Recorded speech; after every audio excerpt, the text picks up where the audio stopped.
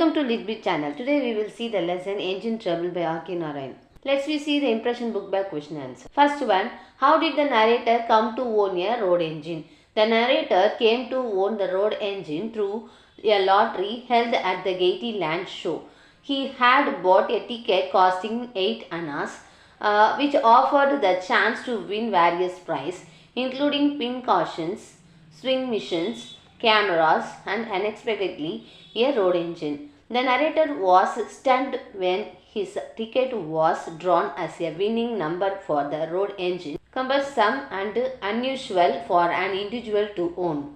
Next one, the narrator had hoped that he would be able to earn some money from the engine. Was his hope justified? The narrator hopes to earn money from the engine was not justified. While his friends suggested that he could sell the engine for scrap or to the multiplicity, these ideas proved impracticable. He suggested to find a buyer for the engine, and despite his best effort to sell it to the Cosmopolitan Club and the municipal chairman, no one was interested in purchasing such a large unmanageable machine. Instead, the engine became a financial burden as he had to pay rent for keeping it on the Gymkhana grounds and cover other expenses related to maintaining it. Why does the narrator repeated the statement, I am a poor man? What is the effect of this statement on the readers and listeners? The narrator repeats the statement, I am a poor man, to emphasize his financial struggles and to highlight the absurdity of owning an expensive and useless road engine.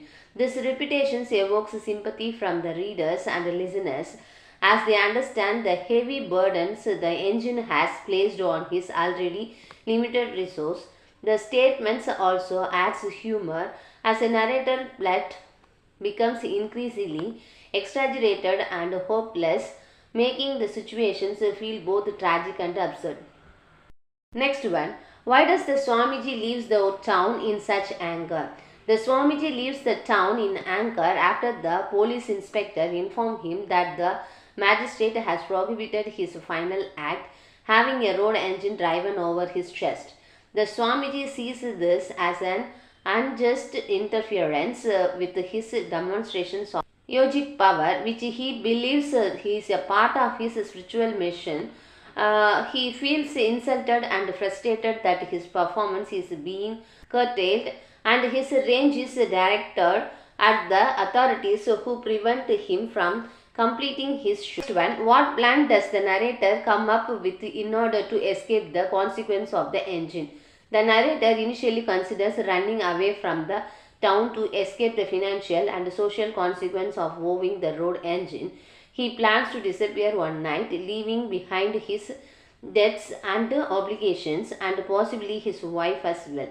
He encourages his wife to write to her father to arrange her departure, that it will be easier to live without having to face her or his creditors. Does he succeed in this? Why or why not? The narrator does not need to carry out his plan to run away because he is unexpectedly served by a natural disaster. An earthquake caused the road engine to fall into a disused well, where it fits perfectly and seal the well with, like a cork. The owner of the property is pleased because the well had been a nuisance and he agrees to cover all the narrator's expense in return for leaving the engine in the well. The twist of the fate allows the narrator to resolve his problems without having to flee.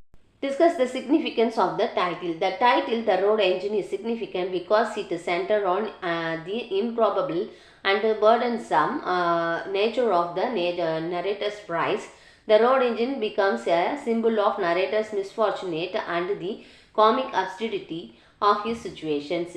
It also serves as a metaphor for the weight of unanticipated responsibilities that can disrupt a personal life despite their best intentions.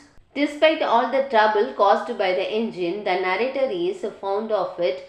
Do you agree? Give instance from the story to support your answer.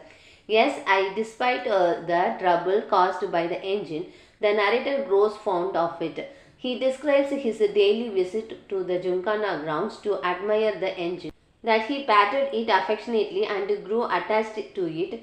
His fondness is evident in how he spends times hovering around the engines and feeling proud of his unusual possession, even through it become a heavy financial burden. This attachment is also reflected in his sense of satisfaction when the engine finally moves during the ill-fated attempt to transport it with the temple elephant. Last one is a common question.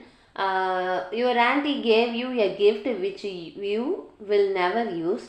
You don't know what to do with it, but certainly don't want to keep it. Your parents thinks that you should keep it because it's a gift from your aunt. How will you convince your parents that you should be allowed to give the gift away?